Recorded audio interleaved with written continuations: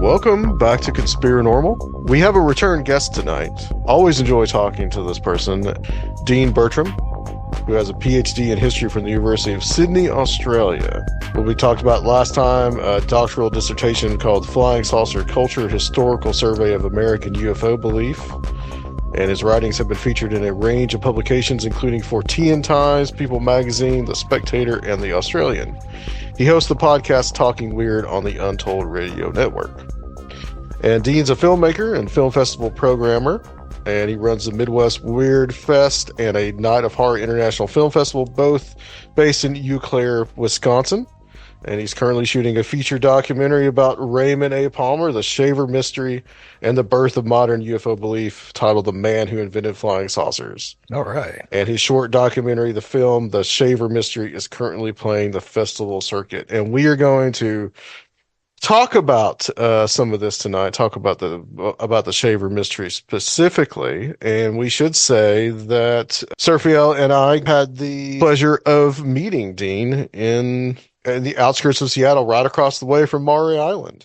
And we actually got interviewed for the film that he's working on. Welcome, Dean. Welcome back to the show. Well, yes, it's so great to be back with you both. I love being on Conspirinormal. I love your show. And it was so wonderful to meet you both in person. And I was so happy that I was able to interview you both for the documentary. And we were at the Men in Black Birthday Bash Festival. Yeah. Which was fantastic. Yeah, it was a great time, and really it was great to meet you and to meet Brian, who we had on last week, and your friend that came down from Vancouver to help you out with the film. Yeah, one of my producers, Save Chalens. And Brian's a great guy. I can't wait to listen to that episode, by the way. Yeah. We had a great time. We had a great time with Brian. We talked a lot about Fred Krisman. And he knows a ton about Fred Krisman. And he's local there to where Serfiel is. So, and I guess it was all kind of serendipitous because we didn't even schedule you to come visit Adam, realizing that it was the anniversary of the Maury Island incident. It was that weekend. Yeah. And then that Dean would be there too. And we'd be able to meet Dean in person and go to the event and everything. So it really worked out great. Yeah, it worked out really excellently. It was great, like I said, to meet up with you, Dean. Let's talk about this film that you're going to have coming out and the film that you already have out. And I guess the Shaver Mystery, the short film, I guess is going to expand to this larger film. So let's talk about what got you interested in this topic and making a documentary about it.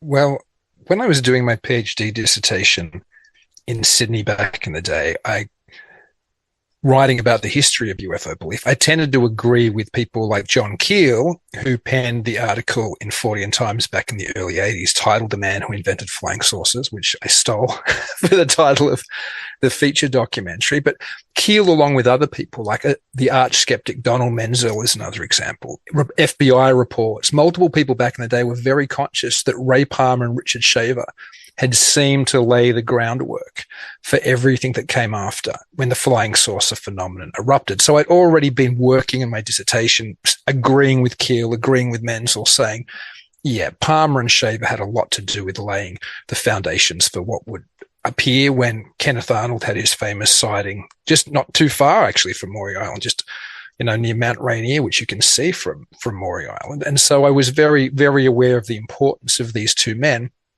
But I hadn't really thought about the Shaver Mystery a whole lot since I did that dissertation. But flash forward to about 2 years ago, I was doing I'm due to our show called Talking Weird at the moment, but I also did another show back then called Mysterious Library with my co-host Jason McLean. Yeah. We'd both suggest each week what book we'd want to talk about or what magazine article. And one week I said, it'd be fun. I haven't looked at it for ages. Let's do the Shaver Mystery.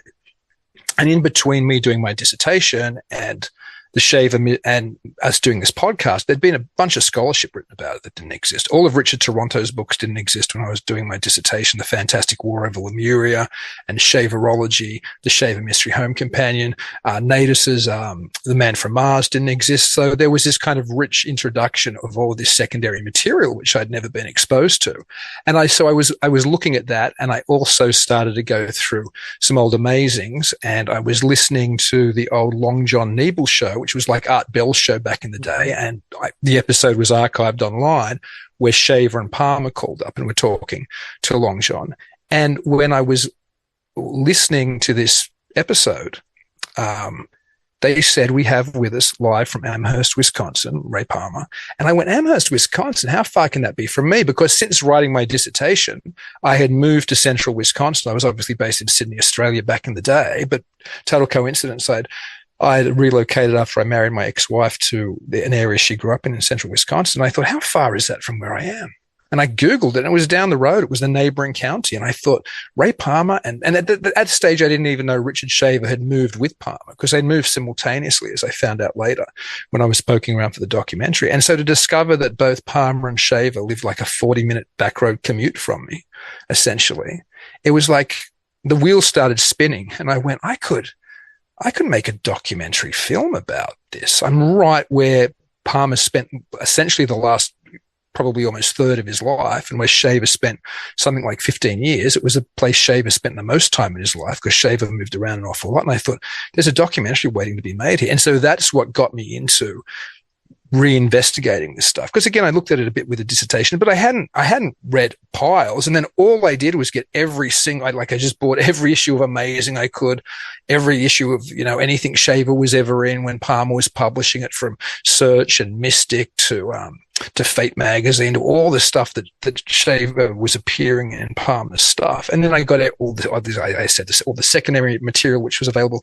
I spent every spare minute I had in Amherst trying to track down leads there. And I just became obsessed with it. And so for almost the last, when I said 2 years ago, it's actually probably about a year and a half ago, for about the last year and a half of my life, I've just been immersed in the Shaver mystery, really. That's all I've been thinking about, and Ray Palmer and Richard Shaver.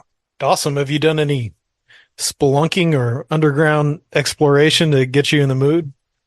It's funny. I was thinking I would love to shoot a sequence of the feature documentary, which is probably over half shot now, but I'd love to do one funny bit in like a cave system somewhere. But I haven't done that kind of research, to be honest. Yeah. I haven't followed in the footsteps of the type of people who did. Like there were whole groups that were dedicated to the Shaver mystery back in the day. And there were people who started actually, like you said, they go into caves and they try to find an entrance to the caverns where the Deros and the Teros supposedly lived. That used to be a thing. But no, most of my poking around, I guess, was trying to discover who still remembered Ray Palmer and Richard Shaver in town. Where was Palmer's house? Where was Shaver's house? Cool. Pulling county, deed records to see when they purchased their houses, trying to work out what their influence was on the community. That was the type of, I suppose, really like my background as an historian. That was the type of digging I started doing. Cool. Deep into the archives. Mm-hmm. Yeah, let's get into the story, because we talked a little bit about this with Brian last week, even though Shaver really wasn't the main focus. Chrisman was. But let's talk a little bit about who Shaver was and what his claims were. Let's kind of get into the meat of this, because I know a lot of this is really fresh on your mind. Yeah, it's really, like I said, it's all I've been thinking about for almost a year and a half.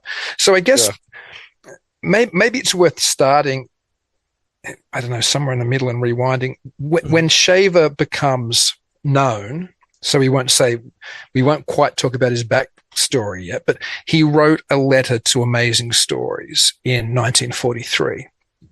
Ray Palmer was the editor of Amazing Stories, and Shaver writes this letter saying he's discovered this root alphabet, which is essentially just the English alphabet, but all of the letters actually mean something. So the letter D, for example, example, means detrimental or dero or destructive, which are what some of his entities were named after. The X is reminiscent of, various other powers and things. The T, I think, is reminiscent of a cross and has those kind of powers. So they're good powers, like the Tero are good people. And there's a whole range of, the letters mean different things. And if you put the letters together, it supposedly, and if you dissected English words by using each letter, you could see the root hidden meaning.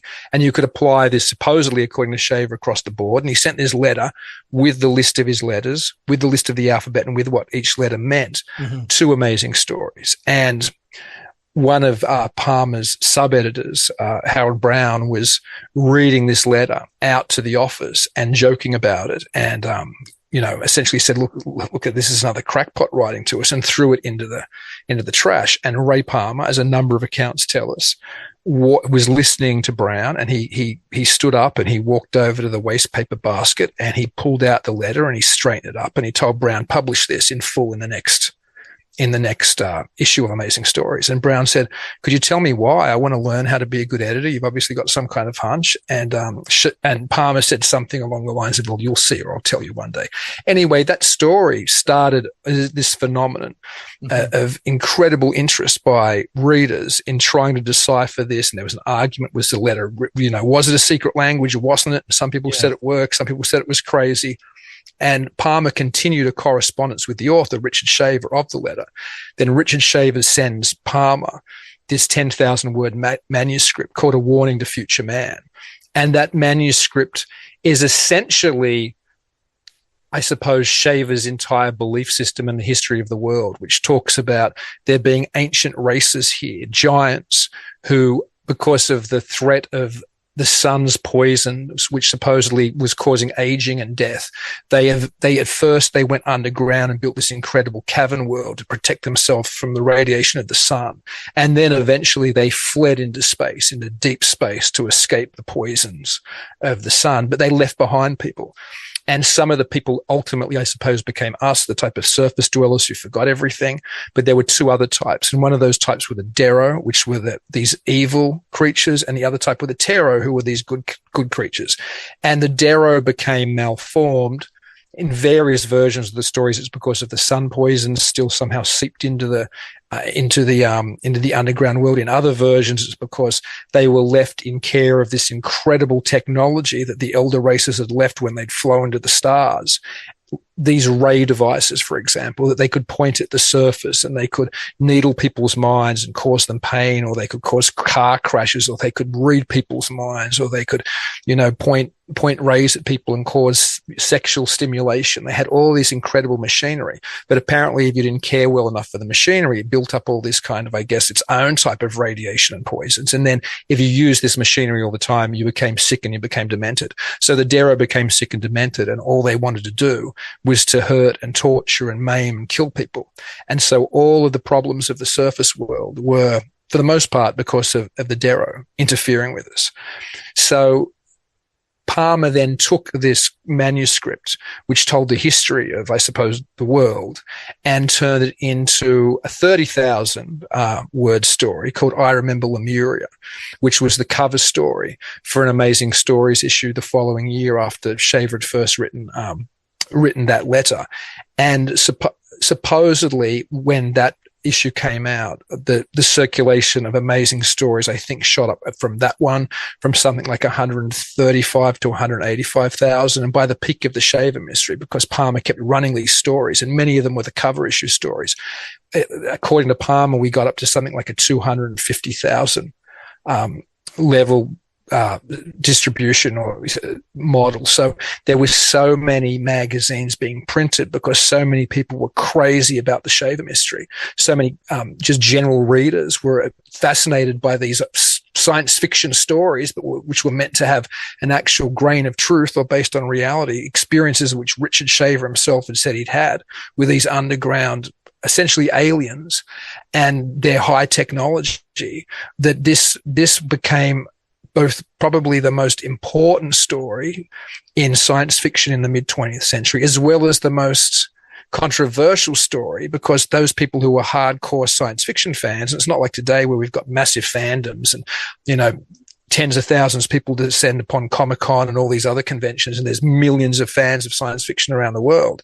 Back in the day, there was probably only 1,000 or 2,000 hardcore fans. So the general readership loved it. That's why the circulation went from doubled really under the time of the Shaver run. But the hardcore science fiction fans were horrified that here was this thing being presented as a true story, but it wasn't being presented as science fiction. They wanted, more perhaps cerebral science fiction anyway than the Palmer style science fiction, which was always more of a Buck Rogers, throw another body through the skylight is something Palmer used to say. If the story ever got boring, he'd tell the writer, well, you've got to throw another body through the skylight. Like he'd like action and excitement. So it was the type of science fiction he published anyway. And Shaver was the perfect version of this. Not only was it true, it had all of these, beautiful women and, alluded to, sadomasochistic themes sometimes. And it was just something that a young readership, which Palmer had harnessed, just loved. They just ate it up. And so the letter columns of Amazing became filled too with people who said, we've been to the caverns, or we've heard the voices, or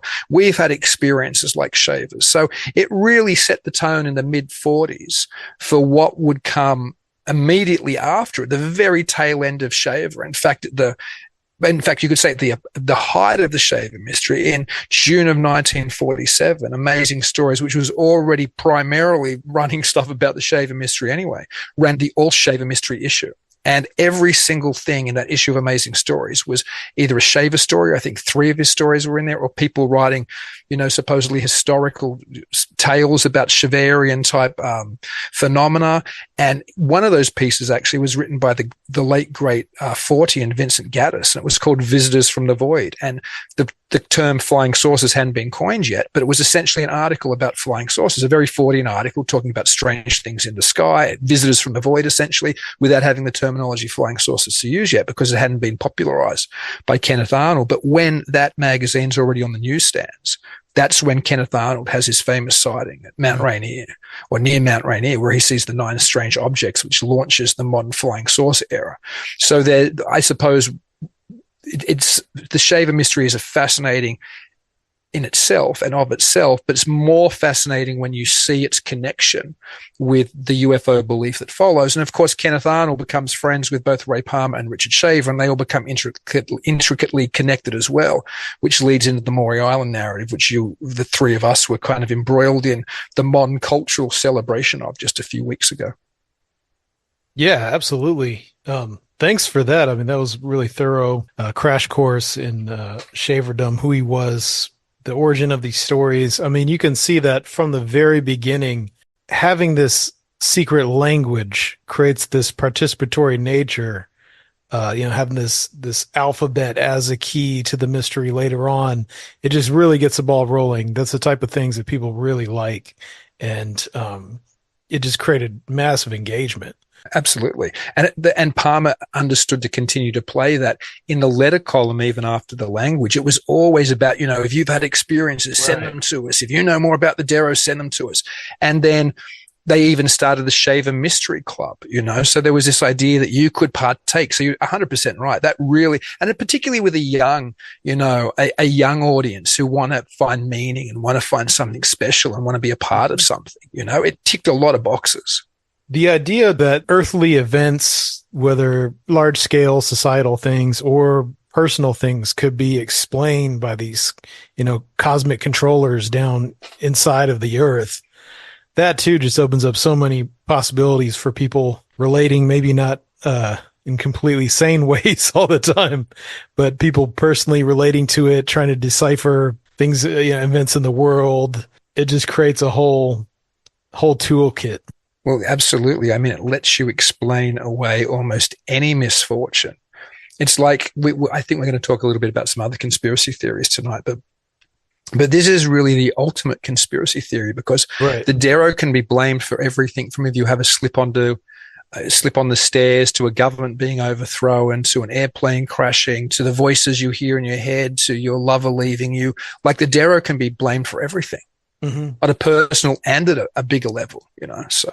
And Shaver did blame them for a lot in his personal life. I guess that could segue into some of who he was as a man and his history that got him to this place.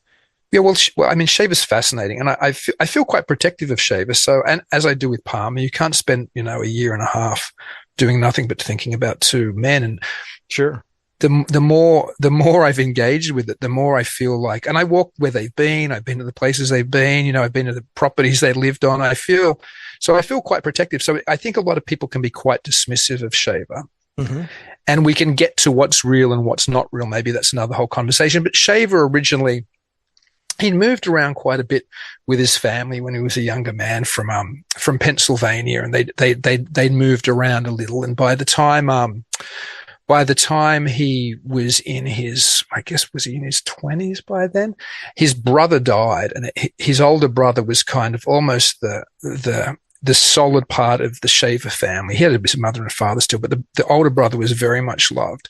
And supposedly Shaver had quite a crisis when his brother died. And perhaps that's when some of Shaver's mental health issues started. I mean, it's difficult to really pin it down. There was also, he was meant to have had heat stroke perhaps one time. There's talk about different things that might have led to Shaver's voices. But the most common story, or the most popular story, is that when he was working in essentially an auto plant in Michigan, he keyed up his welder. And when he would key up his welder, he would hear voices. And at first he supposedly could hear the voices of his fellow workers. And he at first he thought, oh, this is just some weird echoing spot I'm in or something. I'm capturing conversations from the other side of the factory. But then he began hearing not only the voices of his fellow workers in his head, talking about everything from, they were having a fight with their wife, or the date they were excited to be going on, or whatever the mundane type things were. But then he started hearing voices from somewhere else, voices which he thought were coming from beneath the ground, voices that were talking about torturing people under the ground, and voices that were talking about doing horrible things to people on the surface. And now, of course, this is an unknown outside of the realm of psychiatry. It's a well-known, and it has been a documented psychosis, and it's known as the influencing machine, where you think that you are picking up messages in your head, and there's people who are beaming rays at people and affecting your life and affecting other people's life. It's not, I don't want to say common, but it's not unknown. So if you look at Shaver just in that kind of, from a psychiatric position, it seems like what he was experiencing very much fits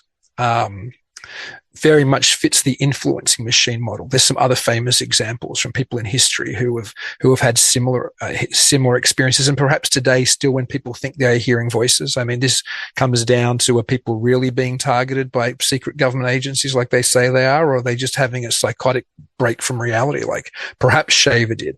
Anyway, for whatever reason, Shaver ends up being institutionalized. He's married at the time to his wife, Sophie, and they have a daughter, and he's institutionalized. And kind of, I think he goes along and he kind of signs the papers. He says he was later tricked. And when he's institutionalized, unfortunately, his wife dies in the bathtub by a freak accident. I think she drops an electric device in the bathtub.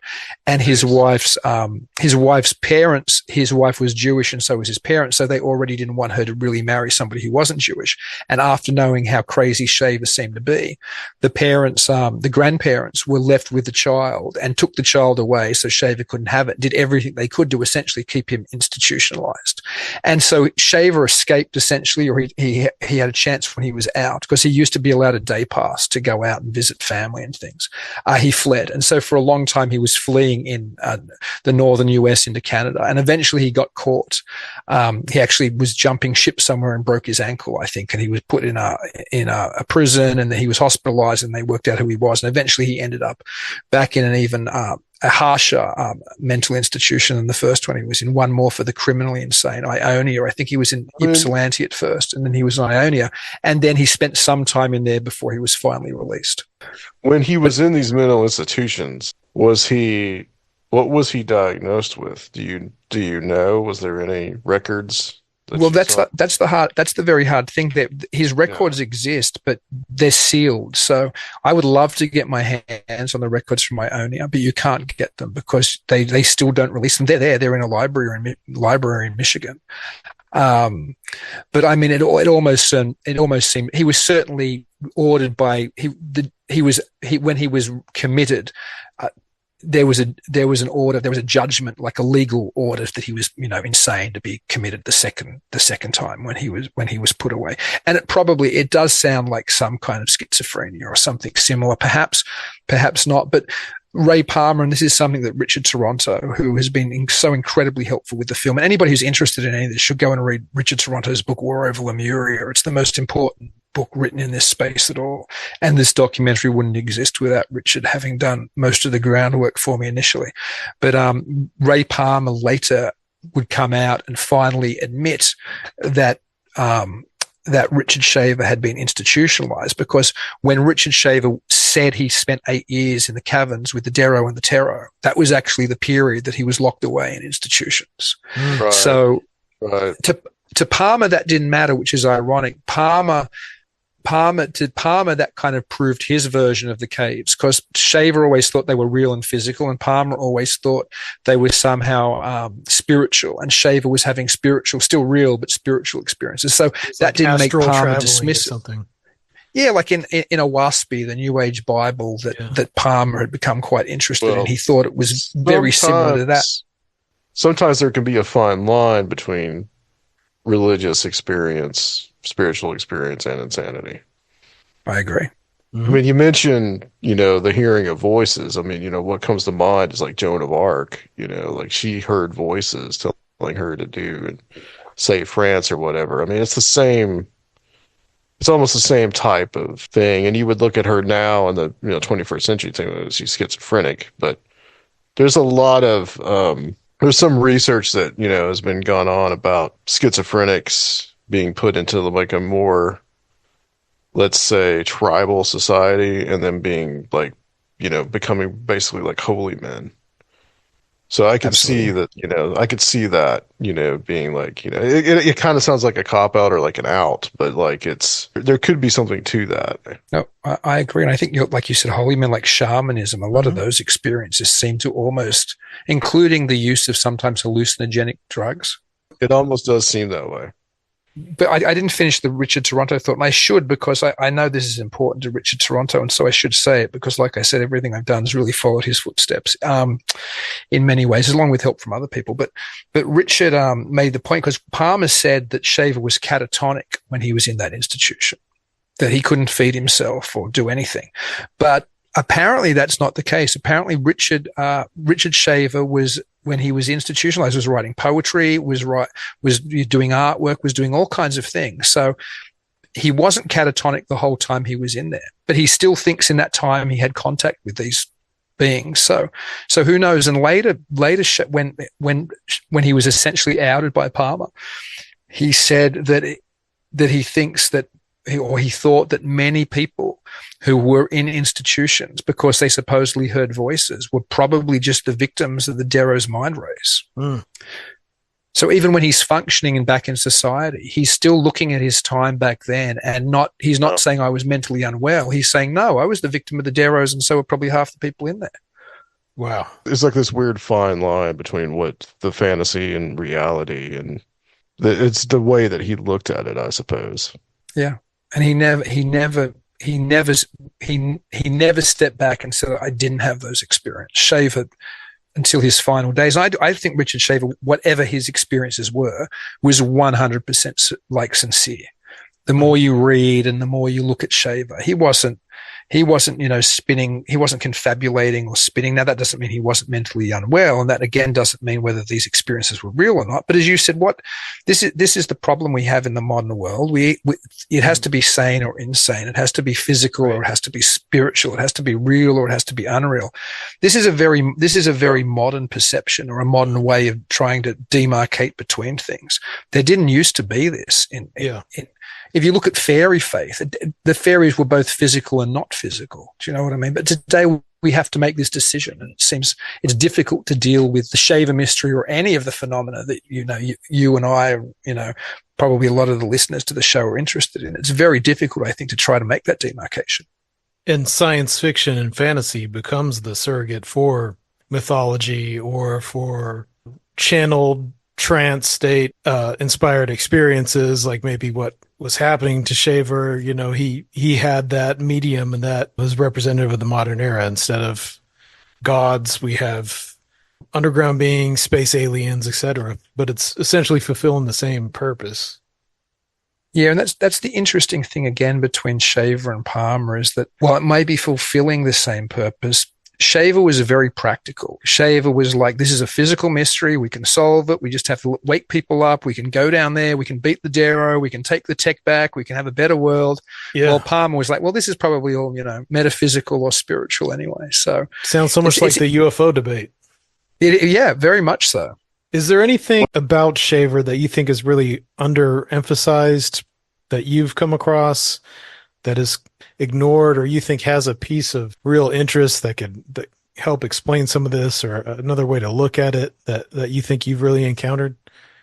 I do think I discovered something, and it's not exactly what you're asking, but I do think it's relevant. I think it's relevant to both Shaver and Palmer and the importance of their relationship. And that is previous to probably my research. And like I said, it's really just doing mop-up work on stuff Toronto's done anyway.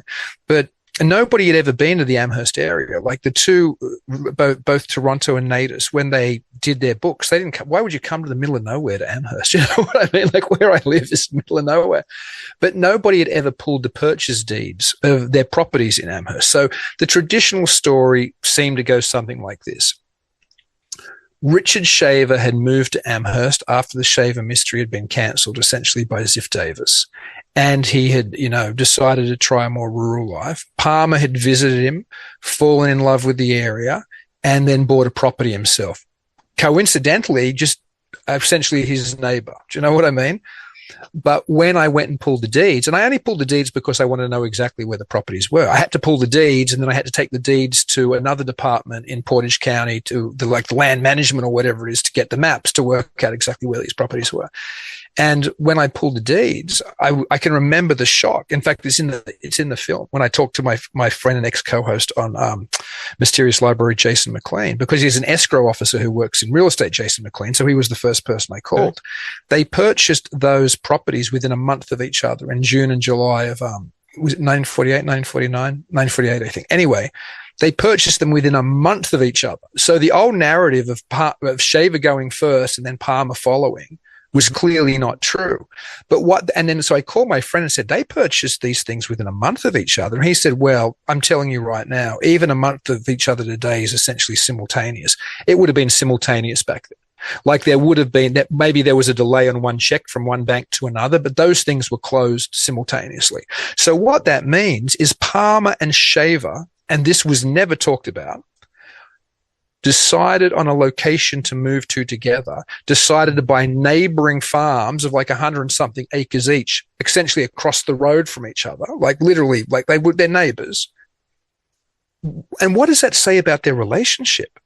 Yeah. I mean, I have many good friends. Well, not many. I have several good friends. I can't imagine relocating to, especially if I'm from Chicago. Well, they're both from different, they were both in Chicago at the time, relocating to the middle of nowhere, rural Wisconsin. And it's the middle of nowhere now. Back in the late 1940s, early 1950s, it was really the middle of nowhere. Neither of you were, particularly Palmer's not. I think Shaver might have done some knockabout work, but neither of them were farmers really, Mm-hmm. To move to try to farm and be self-sufficient right next to each other, like that says something about the closeness of these two men. It says something about the friendship, and perhaps that helps explain the Shaver mystery in itself. That you can't talk about the Shaver mystery without talking about both of them. If there wasn't for both of them, there would be no Shaver mystery. If Richard Shaver himself existed alone, if Ray Palmer never become the editor of Amazing Stories, nothing ever would have happened with that initial letter. Nobody ever would have run this as true in a science fiction magazine. But then if Shaver hadn't had the experiences initially for Palmer to pick up on, Palmer wouldn't have invented the Shaver mystery himself. So it was the two of them. And somehow I think discovering for me that they moved together to the middle of nowhere simultaneously. They obviously planned it. They obviously scoped it and found two neighboring properties. That says an awful lot about the importance of the relationship to the story, I think. Wow. Yeah. And when exactly does that happen in the trajectory of the popularity of the Shaver mythos.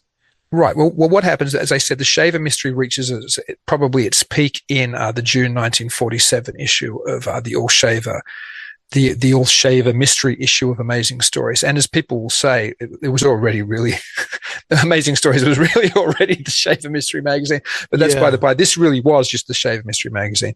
But Ray Palmer had become.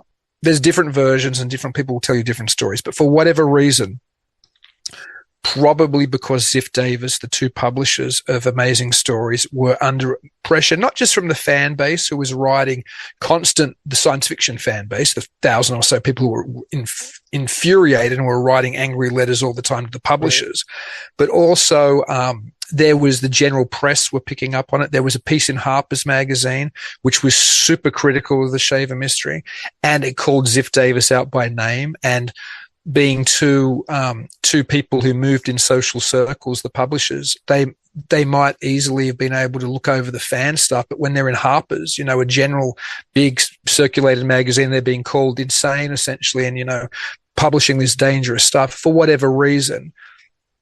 Palmer told a different version of the story where he was like, well, I couldn't say any more anyway. We'd already run the whole course of it, but it seems like there was pressure.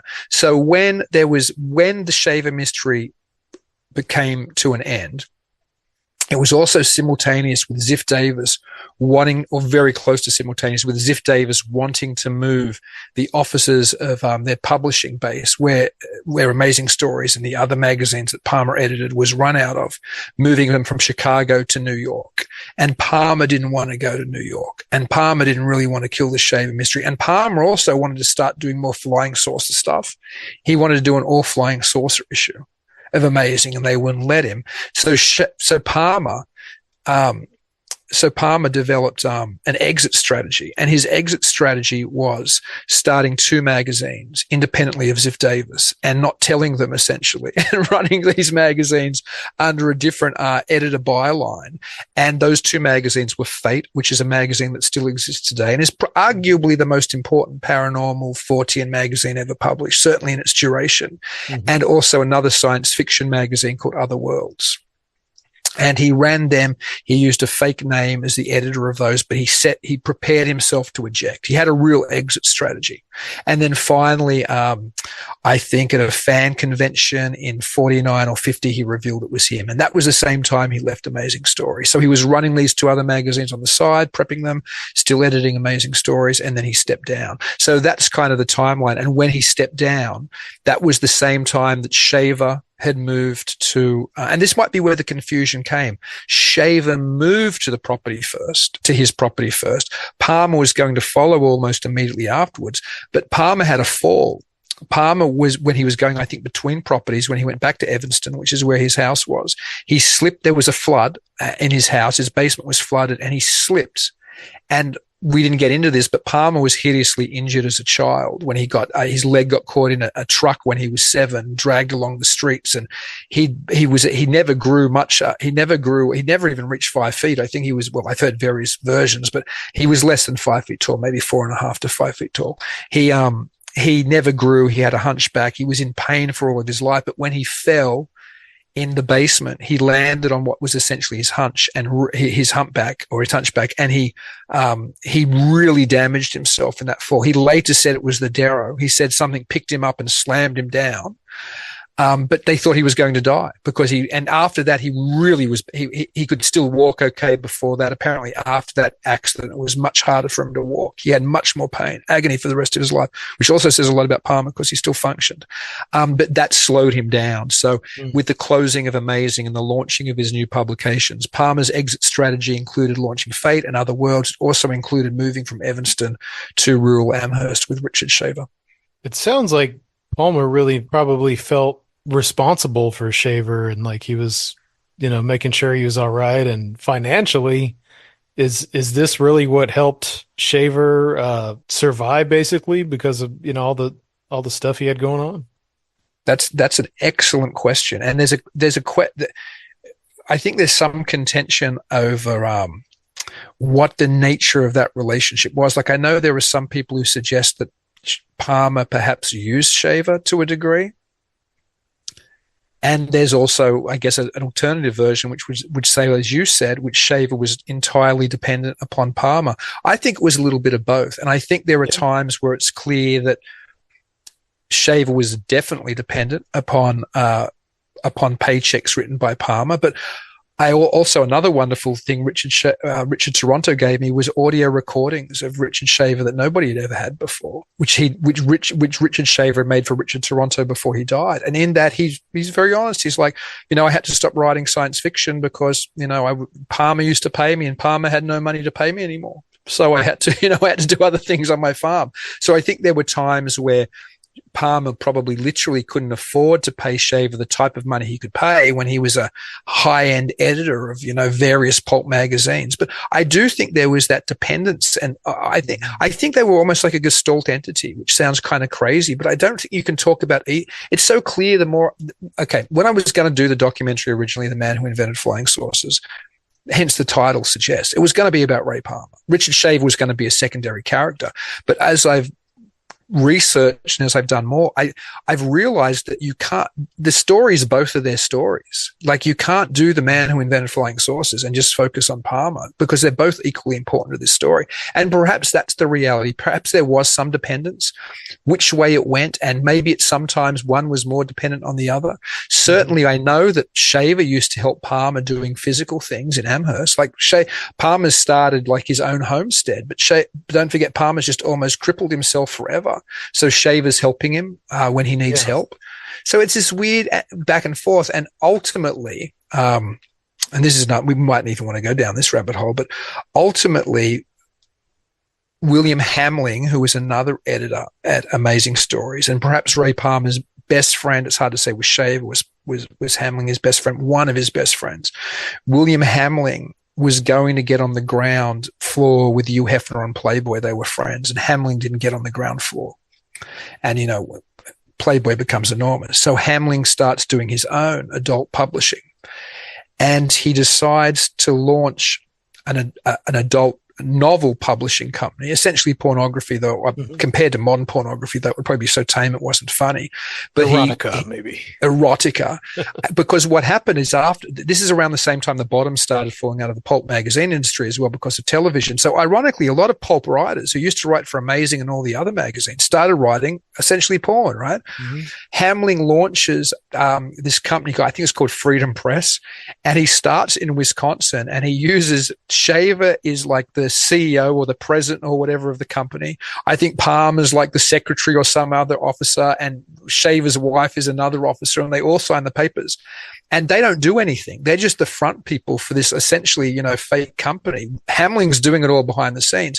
And that pays Shaver. Shaver gets $200 a month just for signing the papers, not doing anything. But this is conservative America. By now it's the early 60s, right? What happens? This becomes a national scandal, this porn publication story. Shaver gets outed as the head of this porn company, and he's not doing anything. He's just signing the papers. Palmer manages maybe because he's so smart, he gets out of it. He's like, well, I didn't know. I was just helping my friend Richard Shaver, and I signed something, and I don't even know what was going on. Clearly he did, because he was friends with William Hamling. And what happens? The press descend on Shaver's farm in Amherst. They essentially camp out the front, right? This is a scandal. This is a state scandal and a national scandal. And then when they interview Richard Shaver about the porn scandal, what does Richard Shaver say? Why are you bothering me about a porn scandal when there's this underground race of Deros terrorizing the planet? And I've started to dig up the rock books here to prove it archaeologically. Nice. You can literally pull out the articles where Shaver's doing this. Like it's and that's why Shaver leaves Amherst eventually. Shaver flees to Summit, which I'm finally going to next month, which will be a major part of the some of the film. He has to flee. He flees in the middle of the night. Flees. He leaves everything behind, gets in his car with his wife, just escapes because he's terrified. I think Shaver was scared of going back inside. He'd been in prison. He'd been in mental institutions. He spent over a decade of his life in institutions. Yeah. He panicked. First thing he did was drive to Madison and unincorporate the company, sign the papers to close it. And that didn't help him. And then he fled. He fled to Summit, Arkansas. And that's where he spent the next 10 years of his life. But there's some of the dependence of Shaver financially, perhaps on on Palmer and on Palmer's associate and very good friend, William Hamling.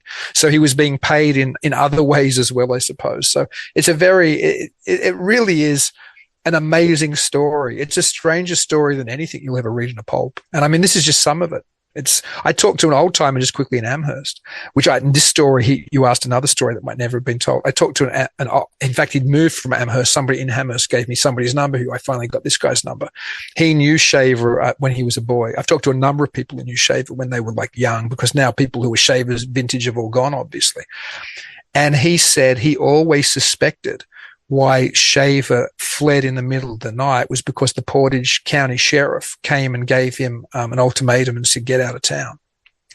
And why he said he thought that is there was another sex scandal or something sexual back in the day, which was a legal issue. And they knew the sheriff had scared that person off because he didn't want the scandal in his county.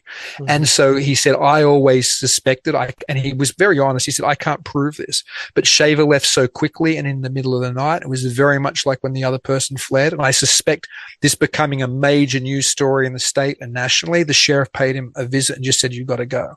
And Shaver himself said, I had to flee so quickly. I left $1 million in rock books behind. And we can talk about rock books as well. If you guys I wanted you to explain what the rock books were. And then also, Tim Beckley told us that he had met Shaver. I don't think he really went into it too much, but what happens toward like the end of his life? Is he going to like conferences? Is he part of the UFO crowd? Is there some exposure of him to that subculture? That's a good question. So I guess let's start with the rock books and work towards that, because the rock books start in Amherst, Wisconsin, or Lanark, actually. Lanark's kind of like an outer little, area of Amherst. It's a very rural area. And that's where both Shaver and Palmer had their homesteads and their farms.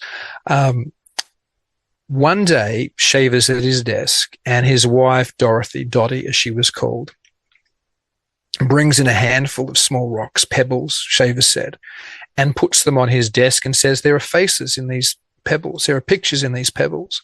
And Shaver said he didn't pay any attention at first. And then he looked at them shortly after, and lo and behold, there were faces. There were images in these pebbles. And then so the last chapter of Shaver's life that went from probably, I don't know when this was, the late 50s all the way through to 75. So a serious portion of his life, at least 15 years of his life, Shaver would go and dig rocks out of the ground. In fact, I met another person who knew Shaver as a boy, and he said, we were dirt poor. This man told me this. He's not poor anymore. We were dirt poor, and Shaver was still so poor we employed him to help us dig rocks out of the ground. As another person in Amherst told me when I was talking about the whole Shaver thing, they knew about the rock books. They said, and this is the great irony, and there wouldn't be any rock books without this. Shaver and Palmer both bought property in the most rock-ridden, horrible part of the area to farm in. That's why the land was so cheap. And so this guy, Shaver, was literally digging rocks out of the soil with farmers and the boy was telling me, I remember Shaver being just obsessed with a rock. He pulled it out and Ray B. Palmer, Raymond Palmer's son, used to go rock hunting with him as well, because I know Raymond B. Palmer. He's a wonderful man. And Shaver could always see images within these rocks. He could see faces. He could see pictures. And what Shaver believed was the ancients had somehow had a method where they could print stories into the rocks. They were rock books. But we didn't have the technology anymore to read them properly. The best he could do is cut them into thin slices and then project them onto a screen and then paint over them and get the details out. And so often there would be multiple faces and multiple strange things in the images. And that was because of the way he'd had to slice the rock, he would say, just because he couldn't actually view it the way it was meant to be viewed. But this became Shaver's obsession for the rest of his life. This is literally what he did for the rest of his life, was try to convince the world that he discovered underneath our very feet proofs of the ancient civilizations he'd always written about. Here was the proof in the rocks. And so when he fled Summit, he said he left behind $1 million worth of rock books.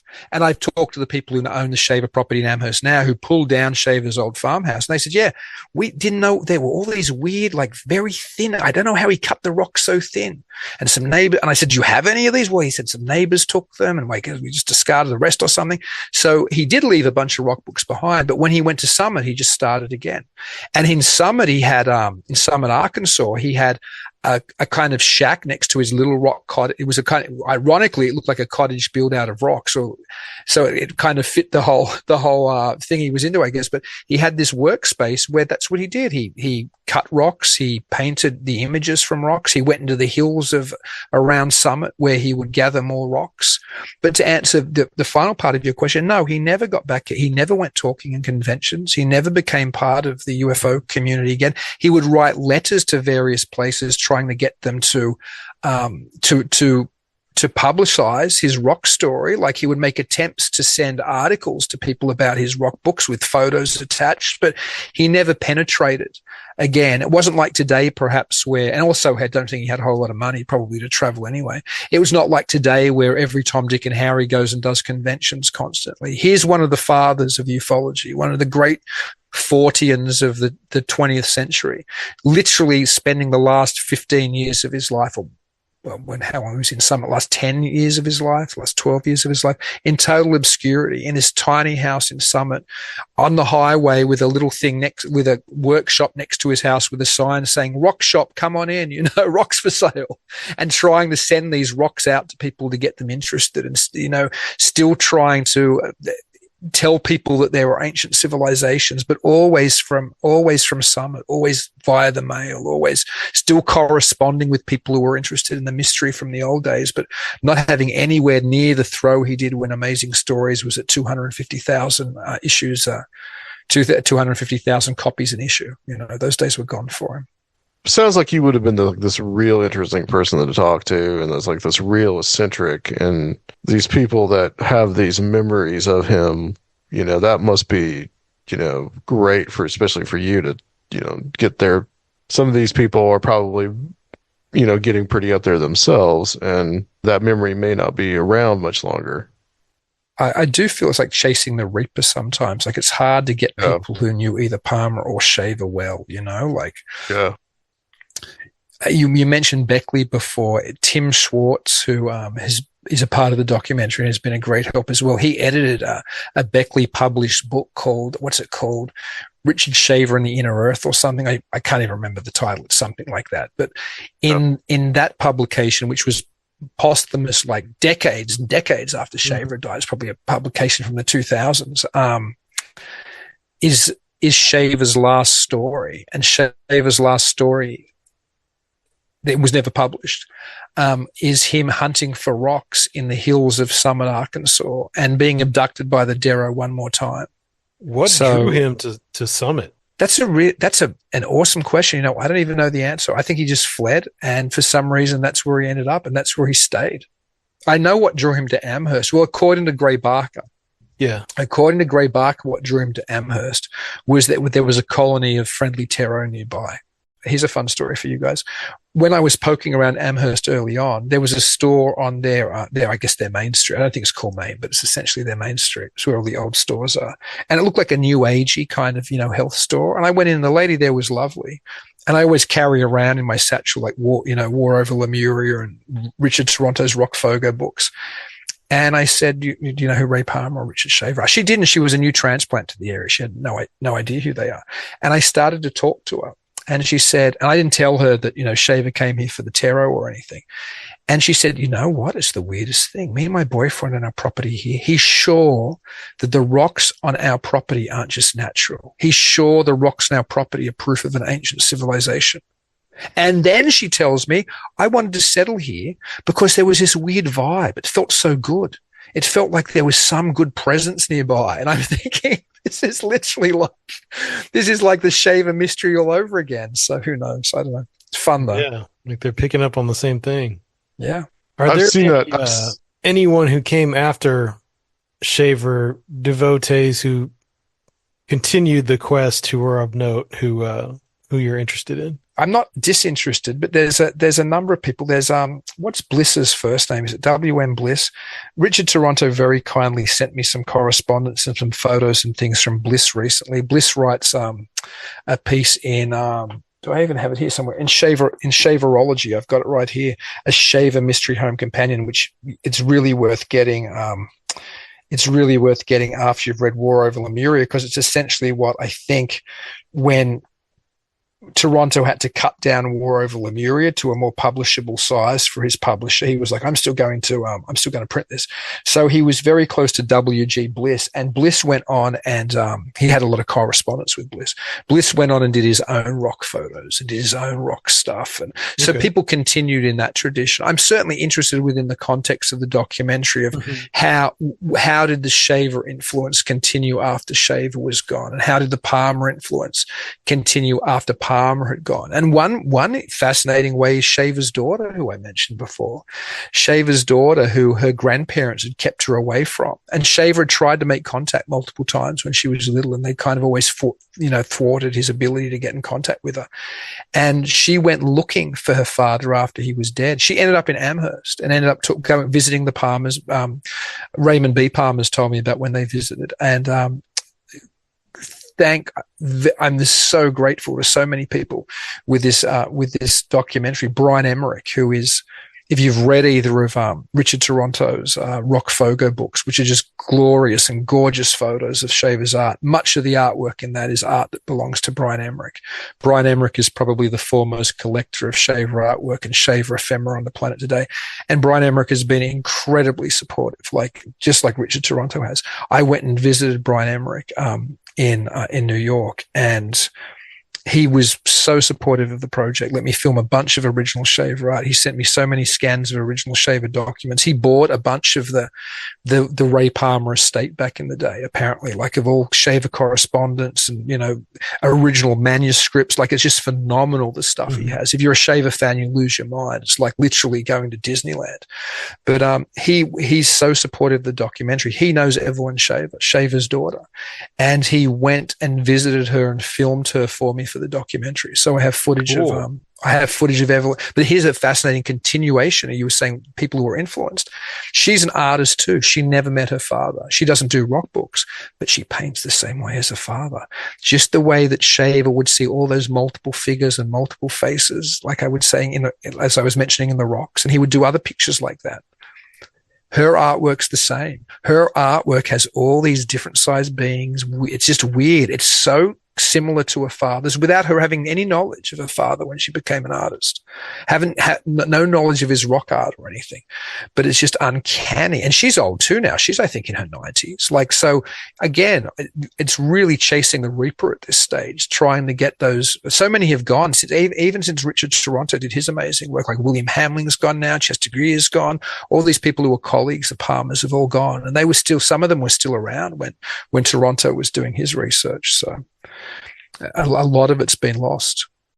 Charles A. Marceau, he was this guy who was out in the Superstition Mountains. Instead of looking for gold and the Lost Dutchman's treasure, he was looking for portals. And then he actually ended up in Arkansas, around where I think Shaver was dead by then. But then Marceau ended up being attacked by a colony of bees and dying while trying to search for the Deros in a cave. That's right. He's a pretty wild guy. It's crazy. It does seem like there's an element here of the outsider artist, a little bit. Absolutely. There's some parallels I think that you could draw from Shaver to Sikowski, the artist that lived the rest of his life, the Polish artist that lived the rest of his life in Los Angeles, and also had some really strange ideas that were in some ways almost similar to a lot of what Shaver wrote about and talked about. Howard Finster also comes to mind in Georgia, just this outsider art of these people that are somewhere not quite probably in their right mind, but these eccentric people, And they build worlds. I think that's and what they build their own worlds, exactly. And so it seems like there's a real interest in that. I mean, Charles Delshow, I think you could probably include in that too. There's just this really strange outsider artists that have the very specific kind of almost manic, crazy style to them. Yeah, that's interesting. I wonder if there is something about a certain. Well, then again, it's what we were talking about before. Is it a mental condition, or is it an experience which somehow evokes a condition? But certainly Shaver himself became finally recognized probably as an outsider artist in the last 20 years or so. Like they've had showings in New York and LA. I would have loved to have got, this is before I got back into him again, but I would have loved to have gone to some of those art showings they had of Shaver. I think Brian Tucker did one. There was a few of them. Doug Skinner, who's really in a way the literary heir of John Keel. I met Skinner back in the day. Great guy. He's got some Shaver pieces and he runs johnkeel.com. But Doug Skinner used to speak, I think, before some of these Shaver art shows, which would have been amazing to go to. I'm just blessed that I got to see Shaver art and a lot of Shaver art firsthand at Brian Emmerich's place. It was surreal. And you know what I should tell you guys, speaking about surreal, this might be one of the most surreal things that I've experienced.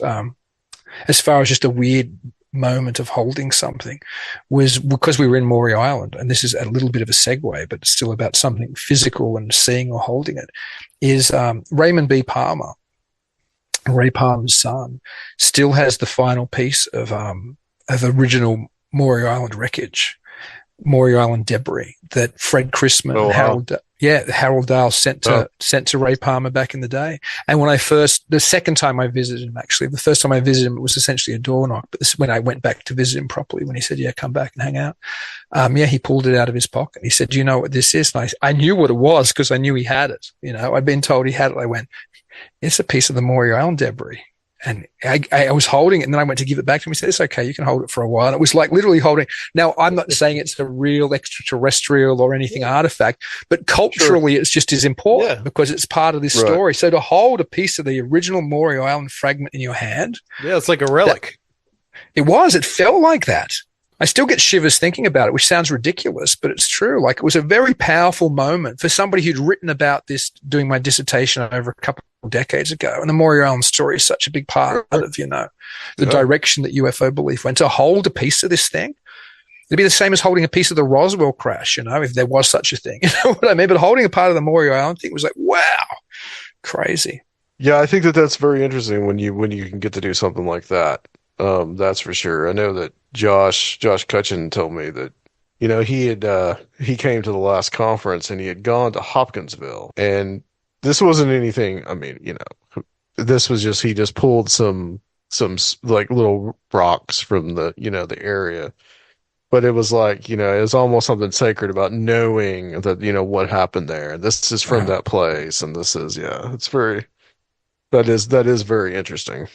Yeah, it resonates. Hold something like that. It does. Yeah, it really resonates. It's funny. I'll never forget holding. And you know what the funny thing is? The next time I went, he let me hold it again, which sounds like weird, but I was so excited because he pulled it out and made some images of it for me on his scanner so I could have them. And hopefully I get to film him holding it himself. Would you like some images of this? I'm like, hell yeah, I want some images of this. And holding it again, it was still just as weirdly powerful. Well, cool. You talk a little bit about the legacy of Shaver, and Sergio asked that question. I think the real part of the legacy is just that it's such the proto UFO story, right? I mean, it's the UFO story before there really is such a thing as UFOs. I mean, it's right there on the cusp. 1947. It's almost like the flying saucer mythology just replaces it essentially. It does. But so many of the elements, the underground, base and all these things are there. And it's like it's the proto UFO mythological story. Abducting people, I think you see secret technology. Yep.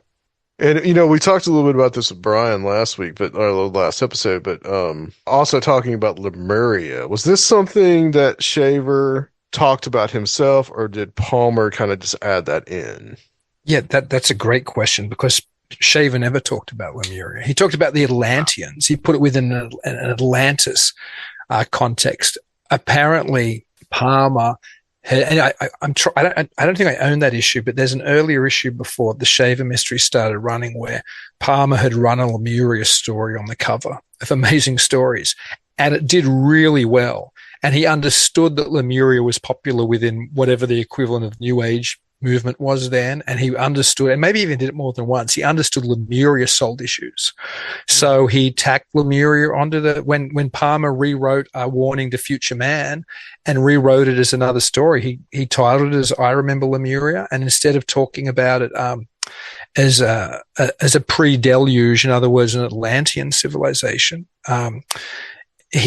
but let's be honest, they're so similar anyway in I suppose cultural significance, both Atlantis and Lemuria, although Lemuria doesn't arise until thousands of years after as an idea.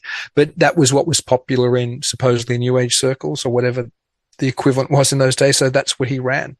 And that's why in Shaver's version, I think that some of the giants are called, what are they called? Like Atlans or Atlanteans or something. None of them are called Lemurians except in Palmer's, kind of version of it. So, yeah. Yeah, and this is very much that idea. We may have talked about this last time, but the Mount Shasta mythology and the idea that you'd have to go into the mountain. I mean, these are things that have been established, I think, by the IM movement beforehand. So this was I think this was popular. You're right, at the time, and they were picking it up from these different places, I think.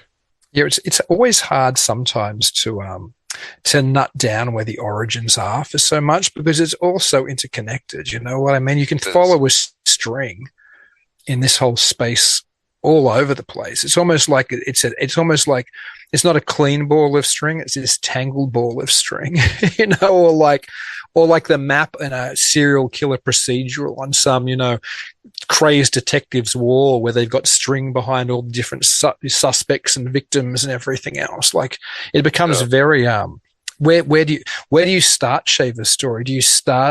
Do you rewind to like Donnelly writing about Atlantis and Donnelly's kind of attempts at finding a root language, or do you rewind it even further back to, like, do you go all the way back to Plato? Like, where do you start these stories about an ancient civilization? Where's the key moment where it becomes culturally relevant for us today? Like, Shaver, just like the UFO story doesn't come out of nowhere, or the UFO type of belief doesn't come out of nowhere. As we said, it's so dependent upon a lot of what Palmer had laid down in Amazing anyway. The Shaver story doesn't come out of nowhere. You can see Lovecraft in there. You can see Merritt in there, A. Merritt in there. You can see you can see Donnelly in there. You can see all these precursors to Shaver in there, and so on and so on. So all of this wonderful, it's like this golden string which just continues through these things we're interested in. Was there any indication that Shaver read any of that material, like Donnelly? Absolutely. Or any of that? Yeah. I don't know about Donnelly. He certainly read Merritt in the second Amazing story that was published, Thought Records of Lemuria, which changes the narrative, because in I Remember Lemuria, Palmer, also probably picking up on popular psychological ideas of the day, sold I Remember Lemuria as some kind of racial memory story. Somehow, like in some Jungian kind of idea, Shaver somehow just remembered this stuff because it was a cultural memory or a racial memory. But come the next issue, Thought Records of Lemuria, which is the one with the gorgeous cover of those two flying spacemen shooting this enormous saber-toothed tiger-looking thing, there's an introduction from Shaver, and he says it's not, it isn't racial memory. I've been in the caverns. I've accessed the actual thought records. I've plugged myself in or whatever. So he kind of is then saying, this has actually happened to me. It's not just some ancient memory, even though I have access to the ancient memory banks, as you'll see in the story. But in that, he talks about A. Merritt. A. Merritt was somebody who influenced Lovecraft. And A. Merritt wrote a number of books, including The Moon Pool, which is perhaps one of his most famous. And he talks about in that fiction encountering these underground civilizations of inimical beings. And to Shaver, he talks about Merritt in that introduction, and he says, Merritt's been to the caverns, but he's had to disguise it as fiction. I'm not going to disguise it, so I'm going to say it's real, even though it is fiction. And in other stories, he talks about being influenced by H.P. Lovecraft as well. There's other writings where he says, oh, yeah, Lovecraft probably knew this stuff as well. So he definitely was conscious of the milieu of underground civilizations and ancient extraterrestrial things that live beneath the surface and that type of stuff. And if my timelines are correct, that's predating or at least contemporary with like Kenneth Grant, saying that Lovecraft was actually, channeling some deeper reality. So yeah, I mean, that's certainly become a more popular idea today. Like people who actually use the Necronomicon or a new version of the Necronomicon as an occultic work to summon the great ones, So, I mean, perhaps if all of this is dependent upon our own imagination and if we're somehow co-creating something, perhaps it doesn't matter if it started in the mind of a fiction writer or whether it starts as some ancient folkloric tradition. Perhaps all that matters is it resonates, and then somehow when we interact with the other, that resonance gets picked up. I don't know. What conclusions for your own life or belief that you've gleaned from the research that you've done on Shaver and Palmer, and what keeps drawing you back to this story? I'm fascinated with belief. I'm looking up at my wall now. That every second Fortean on the planet has, or Fortean, we can argue about, I don't think people should even call themselves Forteans, but that's another show.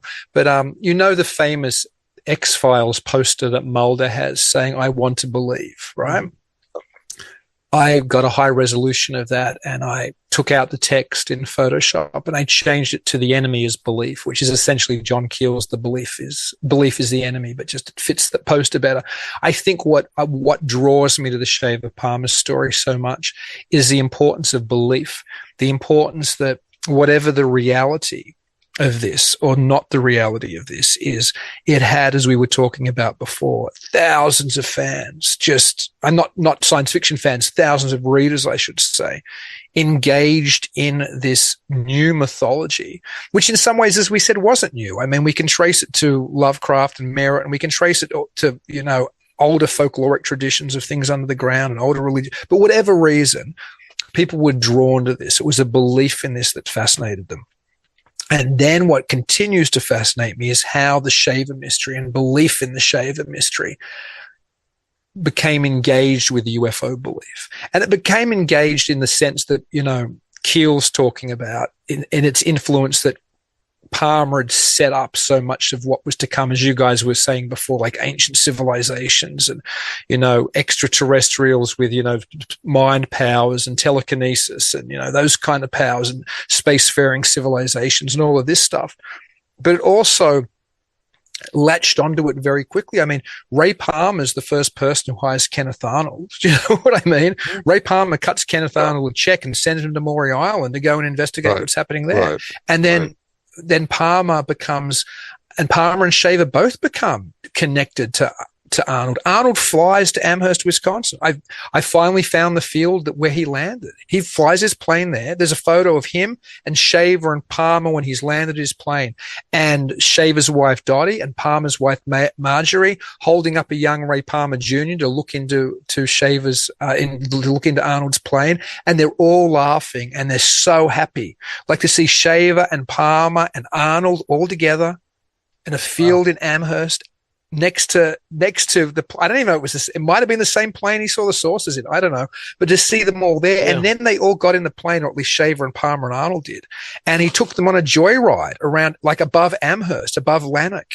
So to see this literal physical coming together of the people who were the Shaver mystery to the people who was Mr. Flying Saucers, and how they were all connected, and how what these people said and what they wrote and what they talked about. And don't forget, of course, Arnold and Palmer wrote the book, which had already essentially been in the pages of Fate anyway, but a bigger version, The Coming of the Saucers, which promulgated all of these stories even more.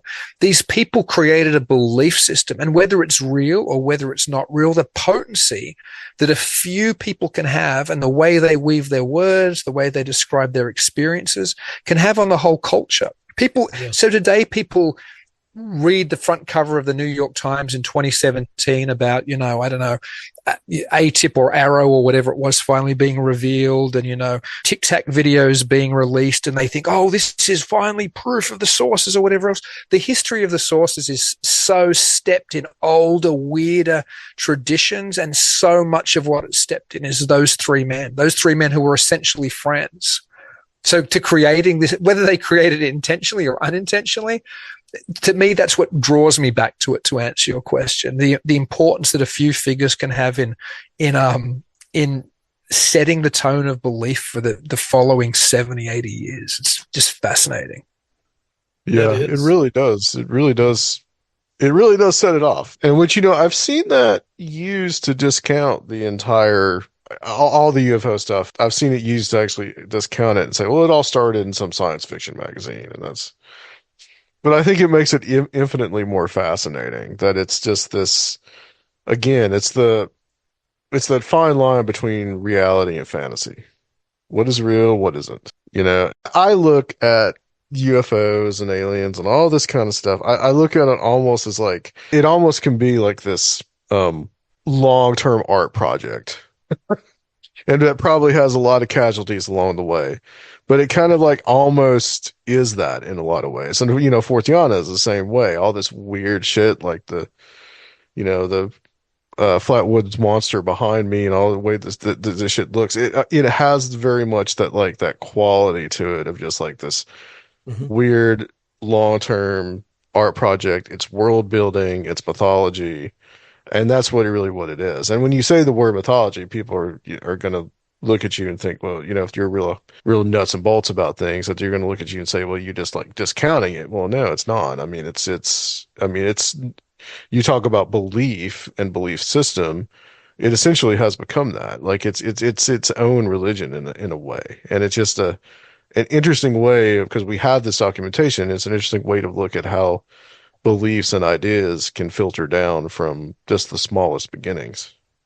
And I think they can have real paranormal side effects, things that start absolutely in myth, and it's a mystical narrative, and you can put yourself inside of it, play along, and perhaps discover some deeper truth. I think that's some of the more potent stuff in the works of people like Verley and of Keel, and more recently in Greg Bishop's excellent piece in the late Robbie Graham's book with an anthology of writers called UFOs Reframing the Debate, when Greg Bishop writes about co-creation. So perhaps regardless of the realities of the Shaver mystery, regardless of the reality of little green men visiting us from outer space, if there is a phenomenon separate to us that somehow interacts with us and helps us build this experience, then when we come to it with back in the 40s with the Shaver mystery filling our heads, or today when we go to it with the X-Files filling our heads, or Close Encounters, or whatever film narrative we've been exposed to, whatever mythological story we've been exposed to, then perhaps if there is an independent phenomenon which is interacting with us, then it's going to pick up on that culture.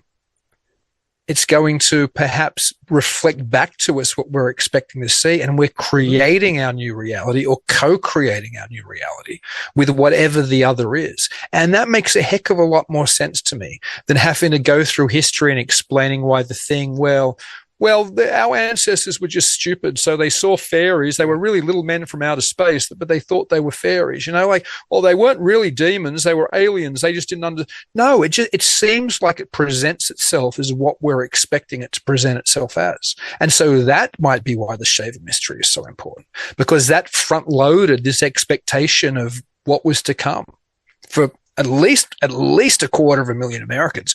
Probably that might have been how many issues were selling, but I know today, because I bought magazine advertising, the magazine editors or ad sellers always trying to extrapolate. Well, we sell 500,000 copies, but that really means 4 million people read it because there's a family members and it's passed on and done. So who knows how many people were exposed to the Shaver mystery before Arnold had his sighting.